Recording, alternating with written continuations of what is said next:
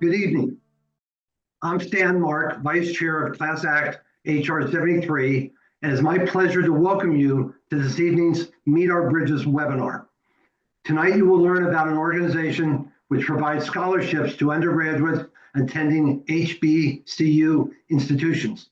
HBCU stands for Historically Black Colleges and Universities, as well as HBCU alums attending graduate school. The presentation will be led by Arnett and is entitled the Editorial Freelancers Association. She joined the EFA in 2024 as Executive Director, partnering with the Board of Directors to implement the strategic plan and to define the direction of the organization's growth and impact in the community. Autumn brings to the EFA notable nonprofit leadership experience, editorial expertise, and a strong commitment to diversity, equity, and belonging.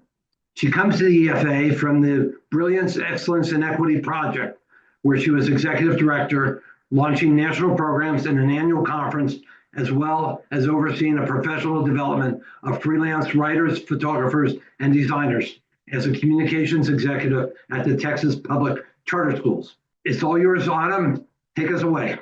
Thanks, Dan. Hi, everyone. It's so nice to meet you. As Stan said, I am the executive director of the Editorial Freelancers Association. I'm actually the association's first permanent full-time executive director. We were largely a volunteer-led organization prior to 2022. And we had an interim while they searched for the full-time, and I landed at the EFA. Largely, actually, I will talk more about this at the end, but one of the main reasons that I was drawn to the EFA was because of the scholarship, because of the Ruth Mullen Memorial Scholarship. So we'll talk a little bit more about that in a bit. But first, I will tell you more about the EFA. I actually recently learned we held our first virtual conference in September, and we had a really great fireside chat with some of our early EFA members and founders, and they deemed themselves a group of radicals. So I originally learned that I just learned that the organization was founded in 1970 by a group of radicals, as they called themselves, civil rights activists, folks who were trying to figure out a way to, not only get more equity in the publishing profession, but get more rights and advocacy for publishing professionals. We serve editorial freelance professionals at all stages of their career. Many are transitioning into freelancing as a second or third career. I had a conversation with someone who just retired from a 40-year career as a lawyer at the Department of Justice and is now trying to start a career as a freelance editor. She's brand new to the publishing space, but many people are realizing that they have transferable skills that they can do from home on their own time. And so we are here to help support that through education and advocacy. But we're also finding that a lot more people who are closer to my children's age, which is high school and college aged, are going into freelancing as a first career. They want to own their own businesses, call their own shots. And so we are currently trying to find the balance between a membership that has traditionally been very largely folks who are retiring from their first careers and now is increasingly trying to support the needs of younger professionals as well. And we are really committed to diversity, equity, and belonging. We thought it was important at the beginning of this year to reaffirm our commitment to DEB, to double down at a time when other organizations and companies were trying to figure out, do we stray away? Do we kind of reword our mission? And I was actually a consultant for a couple of other organizations that were trying to grapple with this. It's like, the work that we do is the work that we do, but we get grants. So maybe we should like change the wording of the work that we do in the current climate. But I was really proud that the EFA stood up and said, no, we are still committed to DEI. So I'm going to just play you a video that we put together. It's myself and a couple of our board members just reaffirming that commitment. And as Dan said, I really love interactive sessions. So feel free to talk to me in the chat. Raise your hand, interrupt me along the way. I would much rather answer your questions while they're fresh than try to remember at the end what we were referencing. So, at the Editorial Freelancers Association, we champion a world where every voice matters and every story belongs. Diversity, equity, and belonging are our guiding principles as we edit out inequities and write a more inclusive narrative for our profession. By amplifying underrepresented voices and ensuring accessibility and inclusion, we strive to make our industry a space where everyone's contributions are valued. Together, we're crafting a future that's bold, inclusive, and undeniably worth reading. In the face of today's challenging political climate, our commitment to these values remains unwavering. We stand in full support of our LGBTQ members, people of all racial, ethnic, and religious backgrounds, and people of varying abilities. Elevating and integrating an inclusive community is key to the success of our membership and leadership outreach, our partnerships, programs, and educational offerings. The EFA is committed to ensuring that every one of our members feels seen, heard, and empowered. No matter how the world changes around us, we remain committed to our mission of advancing excellence among our dynamic community of freelance editorial professionals by providing opportunities for business development, learning, and networking. And that starts with fostering an inclusive community where all voices are heard, respected, and celebrated. As editors and writers, we understand the power of words. Now more than ever, it is essential that we stand firm in our mission to elevate diverse voices and promote equity in publishing and beyond. We remain steadfast in our pursuit of a more inclusive and just future for all. As editorial freelancers, it's important we have a peer community where we feel welcomed, valued, and safe. It matters that we can show up with authenticity and integrity and help each other advance professionally and succeed together. Visit theefa.org to learn more about our commitment to building a publishing and communications landscape where everyone belongs. And our core values of community, expertise, and opportunity prevail above hate and division.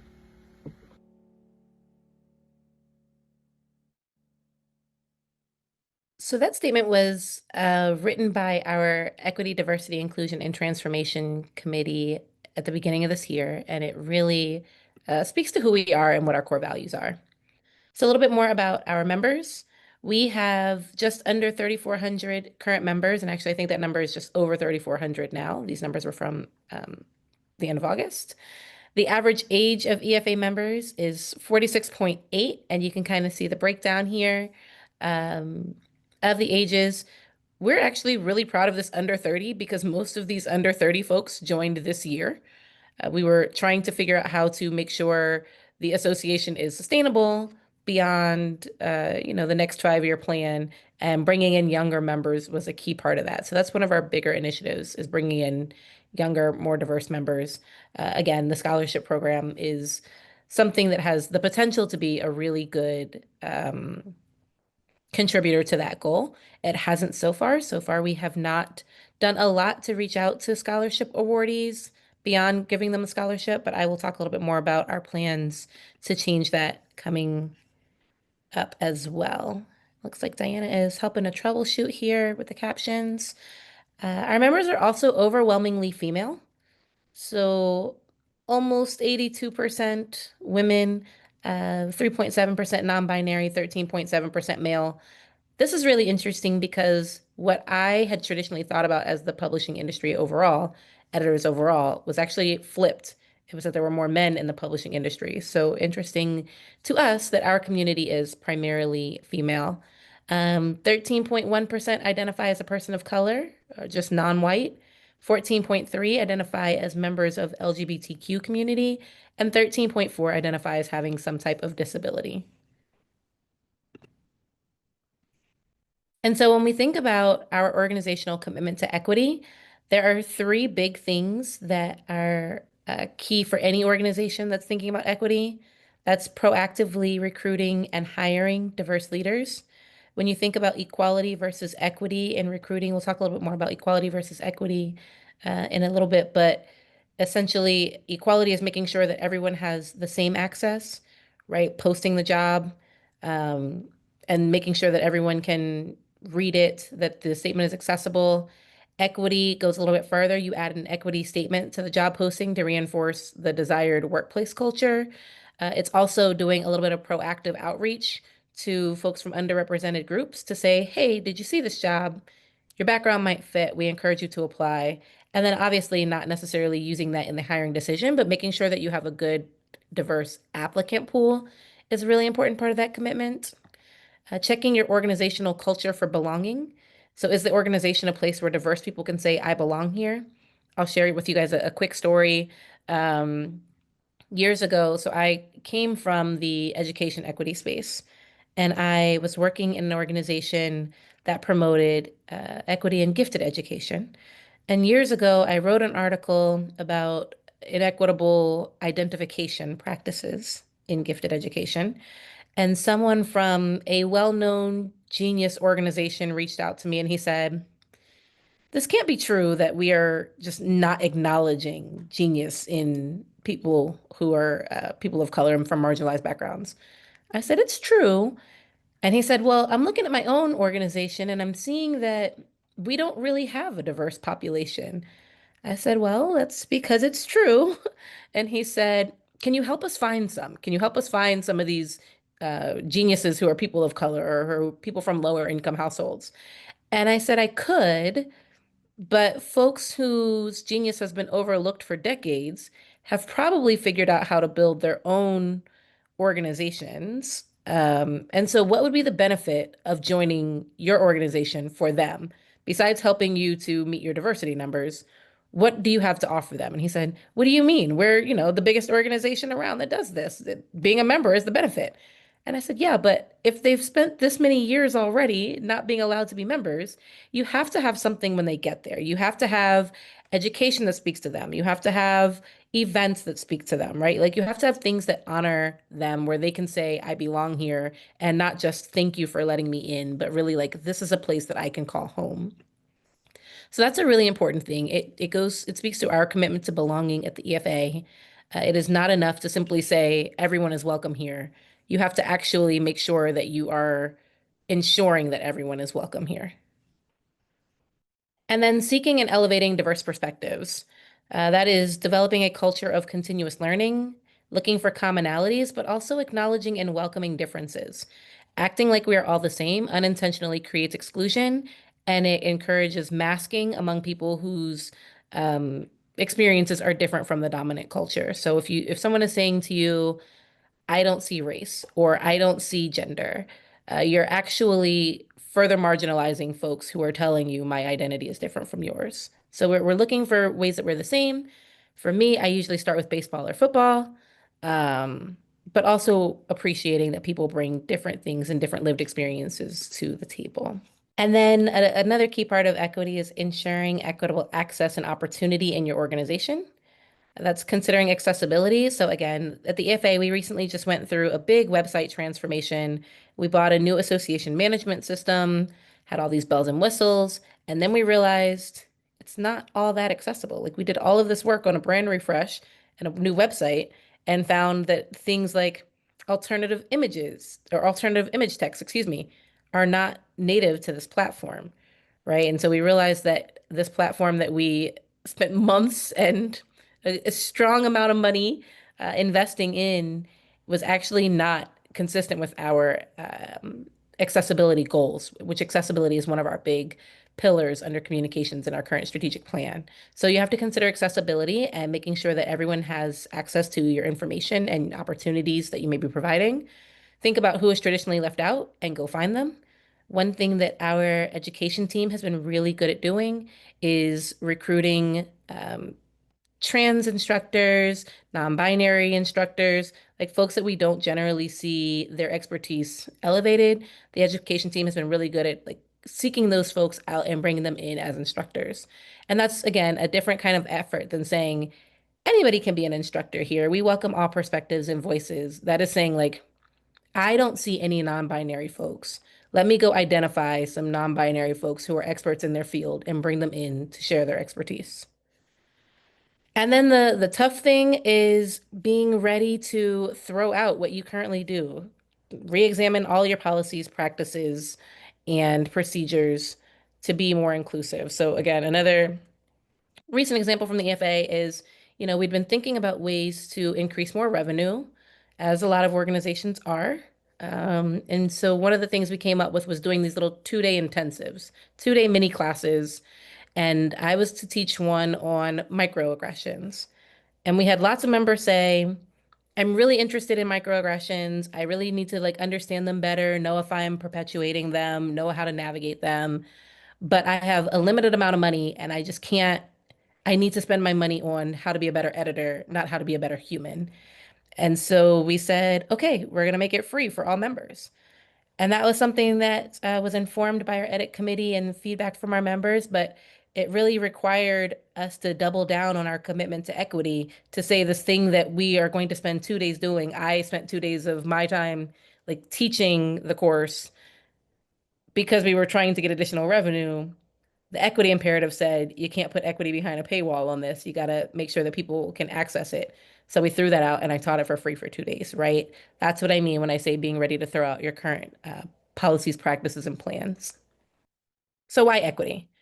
The first reason is because it's the right thing to do. Justice Ruth Bader Ginsburg said, we will all profit from a more diverse, inclusive society, understanding, accommodating, even celebrating our differences while pulling together for the common good. And I have this picture here of my great grandmother, whom I was fortunate to know as a child. My great grandma Fanny loved fur coats. Like she loved fur coats. And I learned as a preteen that the reason why she had so many furs is because when she was a younger woman, she wasn't allowed to go into the stores that sold them. So when she, it wasn't about her not having the money to purchase them. She just simply was not allowed in the stores. Segregation did not permit her to go in the stores that sold fur coats, and the stores for Black people did not sell fur coats. And so when she got older and the stores integrated, she bought as many furs as she had them in every color, all kinds of lengths. Like my grandmother loved fur coats.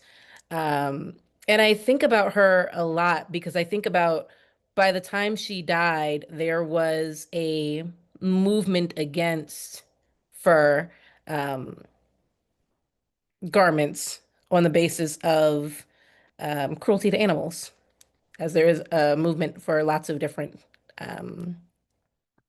of different, shoe types or leather or et cetera. And I remember my grandma, so who would have been the daughter of my great grandma, saying, as soon as Black people got access to furs, they became problematic, right? They became immoral issues. And I think a lot about that. I also think, I have lots of stories from my own family, but I think about how my grandparents made decent money. I mean, they were securely middle class, but wouldn't have been allowed to go to the country club where my stepmom's family were members. And again, not because they couldn't afford the entry fee, but just because they wouldn't have been allowed to be there because they were Black. And so on one hand, we know that equity is the right thing to do. Not excluding people just on the basis of identity is just the baseline, don't be a jerk, right?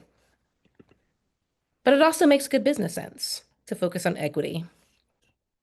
I've written also about how sometimes the bottom line is humanity, but an equitable organizational culture helps to attract diverse perspectives, which fosters better decision-making and greater innovation on the team. When you think about the early days of facial recognition models and how they didn't use any people of color to train them, and thus when they put the models out, they did not recognize people of color, the technology just didn't work because of the lack of diversity on the team, right?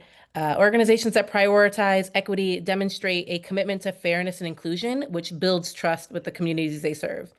Even if the community that you serve doesn't look anything like the population that you are trying to demonstrate equity to. I mean, ours doesn't, right? Our EFA membership is overwhelmingly white women who are about 47-ish years old. They are not people of color.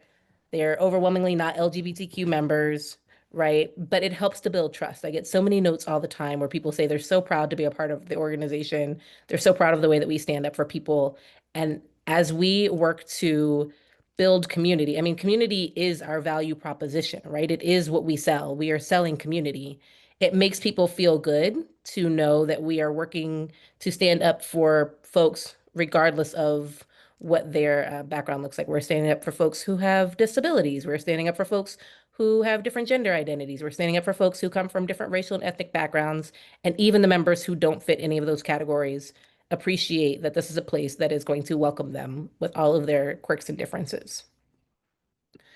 And then teams with greater representation of women and ethnically diverse individuals on the executive team and board, excuse me, see higher bottom lines.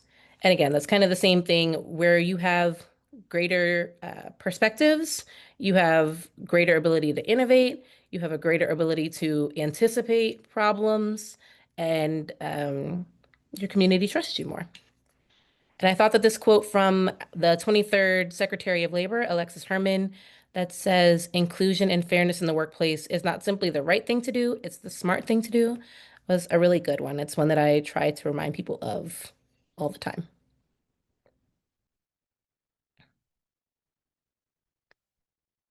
So equity is an intentional effort to make sure everyone has what they need, accounting for structural, environmental, and societal barriers, right? It is not making sure everyone has the same thing. It is making sure everyone has what they need. So I'll give you an example. My daughter is a senior in high school. She's the yearbook editor, and her yearbook advisor, she's also the president of the healthcare club. So she does everything. But her yearbook advisor said, HOSTA gets so much more money than we get. We need to advocate to get the same amount of money. That's not, we need more equal funding. And my daughter says, that's not true. Yearbook doesn't really need anything. Like at HOSTA, we have conferences and field trips and all of these other expenses. We don't have expenses in Yearbook. It's a club. So the equitable thing is for HOSTA to get more money, even if you're annoyed that Yearbook gets more money. And her teacher paused and he said, did you get that from your mother? Because we have kind of a little bit of banter back and forth. But when he told me about it, she was right? I was really proud of her for making that difference and understanding that just because this club doesn't have as much, it is because they don't need as much as the other club needs. And there's nothing to be done there to make sure the other club gets more funding because its needs are lower. It's not the same as equality, and that's kind of what I just covered, right? Equality is making sure everyone has exactly the same thing. In another version of these slides, I show bicycles for folks of different abilities. If you're an amputee, you need a different bicycle than someone who might be a competitive cyclist, than like a casual neighborhood bike rider. Equality says that all of you get the same bike. Equity says that one of you might get a bike with an extension. One of you might get an electronic bike, right? It says that everyone can use the tools to actually address their circumstances. And then when you move past equity, past equality, past equity, next you get justice. Justice is when you make an intentional effort to actually dismantle the structural, environmental, and societal barriers to access an opportunity. And that's where our Ruth Mullen Memorial Scholarship Fund comes in. It is a step toward justice. The Scholarship Fund was founded in 2022, specifically for students at historically Black colleges and universities, alumni of historically Black colleges and universities who go on to pursue graduate education.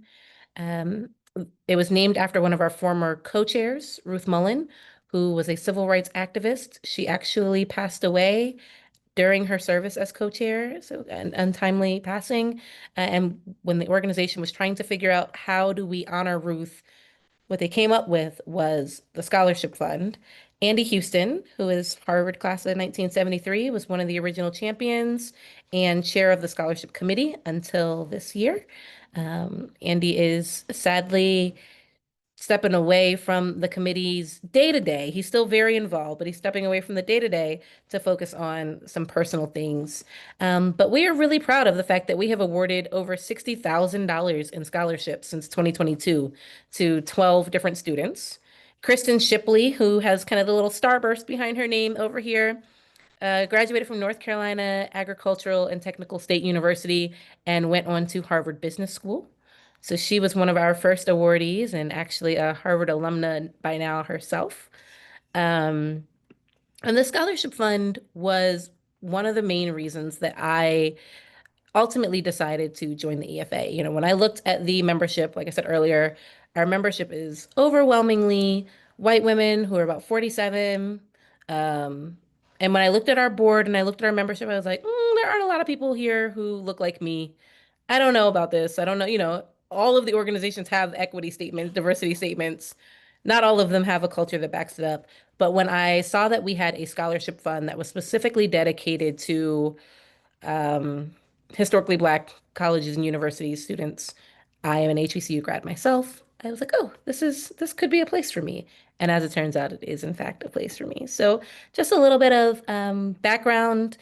We used to partner with the United Negro College Fund. This year, we made the switch to the Thurgood Marshall College Fund. The UNCF focuses mostly on the private HBCUs. The TMCF focuses on the publics, and they expand a little bit to predominantly Black institutions that don't have the historical designation. But students at any historically Black institution can receive the scholarship. They have to have a 3.0. They submit a little video or a statement saying why they want to pursue an editorial career. An editorial career can look like anything. They can major in anything from communications. I was a mass communications major in undergrad, to entrepreneurship and business, to graphic design or video. So we have defined majors, but it's a pretty wide-ranging swath. Marketing is one that they could choose to major in, as we continue to define not only what an editorial freelancer is as an organization, but also kind of what backgrounds would help make you successful.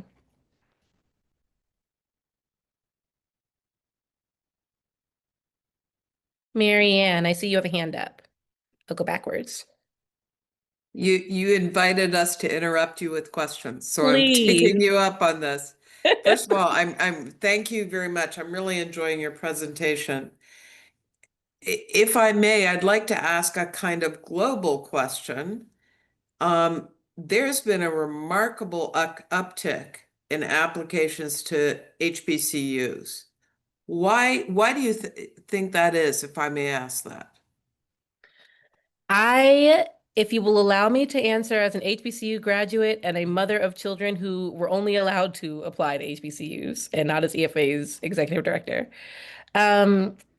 we saw, I mean, just in my children's lifetime, I'll go back to like Trayvon Martin in 2012. We saw a lot of violence against Black people, Black men and women, Black children on the news. I think the expansion of social media and the like 24-hour news cycle made some of these issues more prominent for a lot of us that didn't have to address them every day. And I think that a lot of Black folks were looking for a place where we could send our children and feel safe, where we could feel like, I mean, for me, I want to send my children to a place where they can figure themselves out. And I talk about this a little bit in the next slide, but where they can figure themselves out as 17 to 22-year-olds without having to defend their right to belong. I remember when I was going to school, there were a lot of affirmative action conversations. So it's a lot of people that I knew dealt with like, oh, you're here because of affirmative action, or you took someone else's seat because they needed to meet their quotas. And as a parent, that was just not something that I wanted my children to have to defend or deal with while trying to figure out calculus and while trying to understand who they were and what they wanted to be when they grew up. And so I think that for a lot of folks that I talk to, it's a lot of that. It's a lot of not wanting our children to have to fight to prove that they belong in the place while also figuring out who they are as 18 to 22-year-olds. Yeah, and I'll just stop there. Thank you. That makes a lot of sense. I think there was also a little bit of a popular resurgence of, kind of in my friend groups, there's like a pride among HBCU alumni, right? It's like, we attended these institutions and you did not. So I think for some folks who didn't, my cousin went to Penn State, an incredible school. And every time her and her husband are together, her husband and I both went to HBCU. She's like, you guys think you're better than me. Girl, we didn't say anything about being better than you. That's your own complex that you carry, right? But I think that there was the popular cultural resurgence which social media I think helped, is a little lighter end of that coin. It's a little bit of FOMO for some people. We're like, you have your Black Student Union, but it's not the same as your whole institution being Black, a little bit of that kind of that fun poking at each other too. So why HBCUs? HBCUs were founded during Reconstruction to provide educational opportunities to Black students who were not able to attend. Thanks, Marion. Glad you could join us. Who were not able to attend other institutions. They were mostly founded in the beginning, in the early days, as seminaries, as normal schools, so to train teachers, and as agricultural schools. So a lot of the institutions early on really focused on like the practical skills that newly freed people would need to survive in the broader society. They remain committed to dismantling systemic racism by providing a place where Black students can grow in knowledge and explore their sense of self without having to defend their right to belong. So that's a little bit of what I was just talking about. They are also institutions that accept and welcome folks from all backgrounds. There are a couple of HBCUs that are actually no longer predominantly Black in enrollment, but still maintain the cultural values and the historical designation.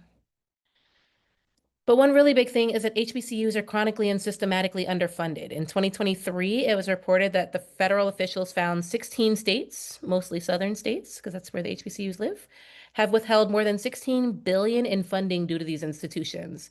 And that's not like funding that they should give you as like a grant, right? That's federally mandated in the states, the land grant institutions,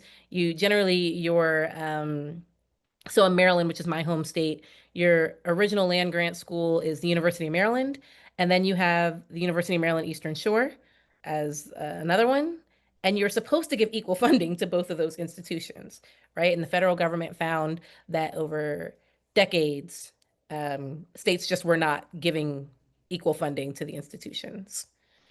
This means that they have to do more with less to support students who are already overwhelmingly coming to college without the benefit of generational wealth.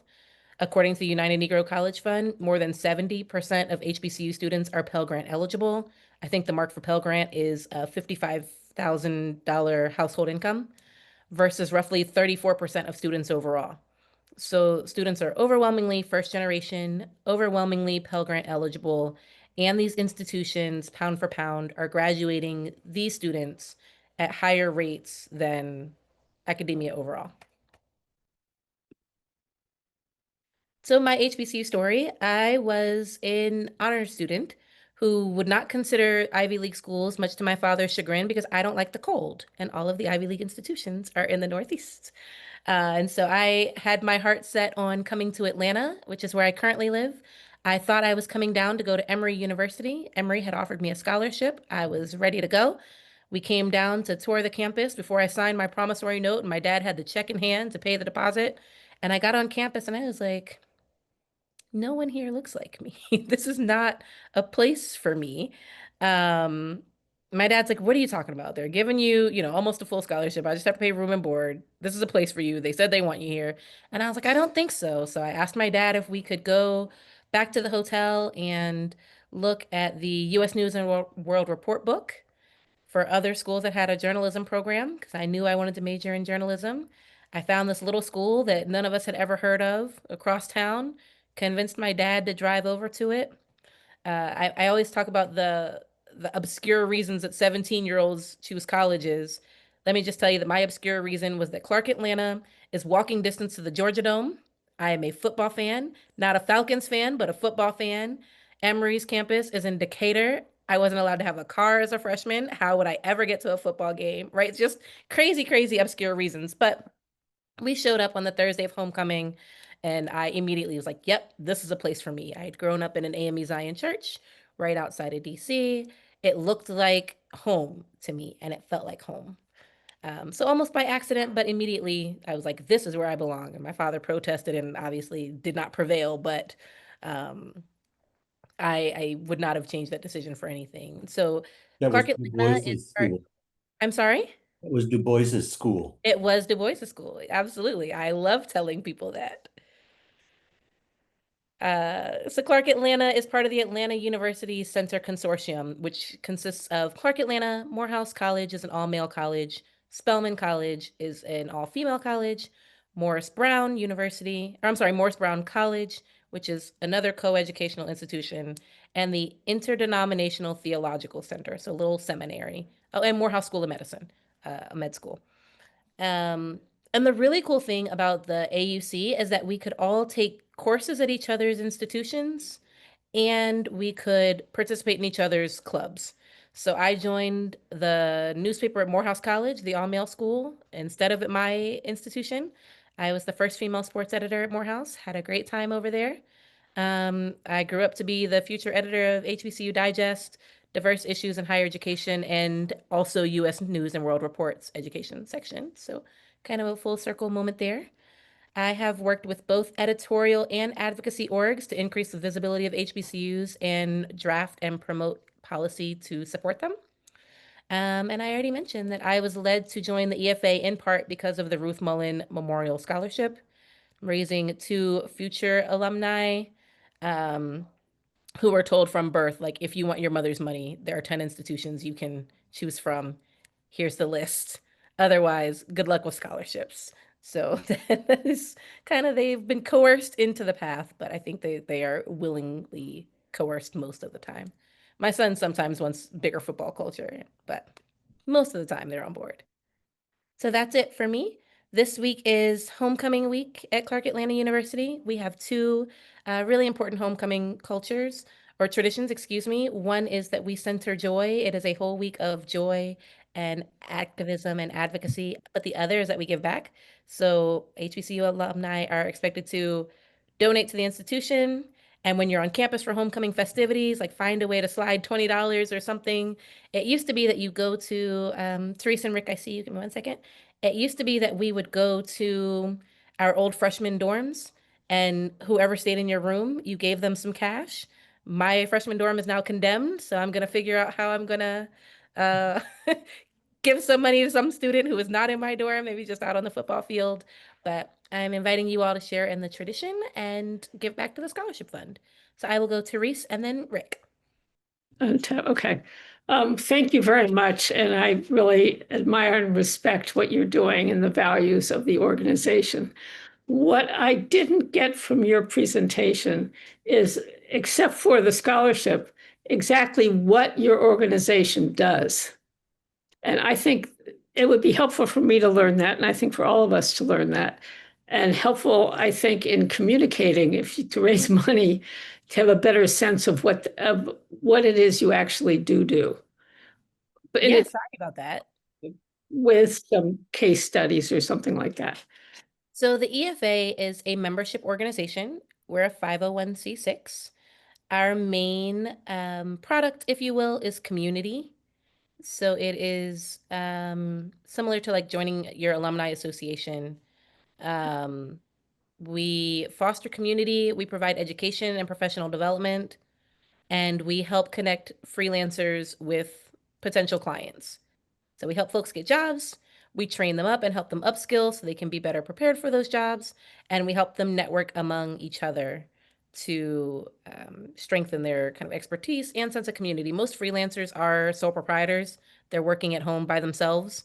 And so that community aspect is really a really important one for our folks who don't have coworkers or bosses. You know, they're pretty isolated. And so community is really our biggest value. From your presentation, I thought, oh, wow, you advise companies in the HR department.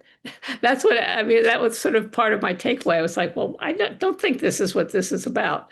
Sorry about that. No, but I'm just sharing this as someone, consulting in the media and entertainment field forever. But I think, congratulations. I think it's a great concept. And do you have conferences? Do you have workshops? You said you have a whole education division. We do. So we just had our first virtual conference in September. Prior to that, we had held in-person conferences. We are working on mini symposia that are kind of the same. It's like a one-day virtual conference format. Our members are actually all around the world. I've learned that we have lots of members in like the New Zealand, Australia pocket. Canada is really big outside of the US, and we just started a European chapter. So we have members who are all over the world. And we have classes and webinars. So our courses are typically 6 to 12 weeks, depending on the topic, and webinars on specialized topics. So it could be anything from learning the ins and outs of APA style to understanding macros to how to be a better copy editor, copy editing one-on-one, those types of topics. Could you said, I know Rick has a question, but I hope you'll end with how you feel Class Act can be helpful to you and your organization. I think there are lots of ways. We have lots of opportunities to volunteer. Although for most of our volunteer opportunities, you have to be a member.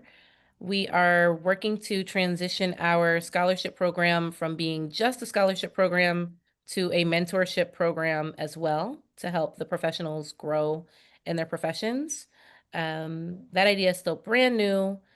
Again, for most of our for most of our volunteer opportunities, you have to be a member, although the membership discount for volunteering is 50%. So if you were to join, then you would get a discount on membership. And then spreading the word about our scholarship fund is the big thing that we are hoping that Class Act HR 73 can help with. And that obviously one does not have to be a member to participate in. Thank you. Thank you. Rick. Yeah, it's sort of the counterpart to Therese's question. She was asking what your organization does, and I want to ask, what do your members do? You kind of didn't talk about that at all. They're editors, but give us some flavor of that. And in particular, if you're focused on the minority members, what do they do? How is it different? Do you have an example or two? I'll say I'm a community sociologist, and I'm very interested in mentoring. So I think this is great. So our members do a whole lot of things. 95% of our members say they do some sort of editing, whether that's book editing, it's editing for corporate communications. People also do ghostwriting. So a lot of our editors also do some sort of writing or book coaching as well. So developing coaching practices, particularly for self-published authors who are trying to navigate the self-publishing process, is one big thing. We have cover designers and illustrators. We have fiction and nonfiction writers, people who do ghostwriting, people who do translation, so from one language to another. We have folks who help with book marketing, who help with query letters, so who help you query the publishers to get a deal. We are currently revisiting the definition of editorial freelance professional by trying to better understand what our members do that's not editing, so exactly what you just asked us, and B, understand what the field wants. There's a lot of anxiety around AI and whether people are still even hiring editors and writers right now. We know the answer is yes, but we also want to be helpful in helping our members to understand what skills they can add to their portfolios. I think that's one thing that I didn't mention a moment ago. If you all have expertise that would make for a good webinar, we're always taking new instructors through our education department. If you have insights into what someone who, has made a career out of writing and editing can do to remain relevant in 2025 in the age of AI, I will say that one of our weaker points as an organization is we have not talked enough about AI. And part of that is because we are hesitant to take an organizational stance on it, while also recognizing that it is here and we cannot ignore it or we will all be obsolete. So we're trying to find that balance. So if anyone is particularly interested in AI, you could certainly reach out to me and help me navigate the way to talk about that in a way that is not promoting, but is acknowledging that it's here and folks are using it and some writers are using it. So some folks might ask you to edit work that was generated by AI or whatever that looks like for different folks. The second part of your question is our members of color, our members from marginalized backgrounds. It is not necessarily that they are doing different work. Although I do anecdotally suspect that they are not being paid as much for the work, which we are launching a rate survey in November, next month. Sorry, I had to think about what today was. Where for the first time we're going to ask this demographic information in the rate survey to better assess whether that anecdotal belief is true on a broad scale, and B, kind of advocate for folks. We know that a wage gap exists broadly, and so I think the same is true in our profession, but we just have not ever explicitly asked people, like, do you charge less because of this? I know for sure that some of our LGBTQ members have said that they charge less. Folks who specifically work with trans authors have said that they charge less. So we're trying to collect more data to better understand how people from marginalized backgrounds experience the field differently. I just know what people have told me, like kind of on a one-on-one basis. But weren't you saying at the beginning that you feel that the minority members have different approaches or different experiences? I mean, I understand the quantitative part about pay, but I was very interested in hearing how that may be different, because it seems that was your statement coming in, and I thought it was very interesting.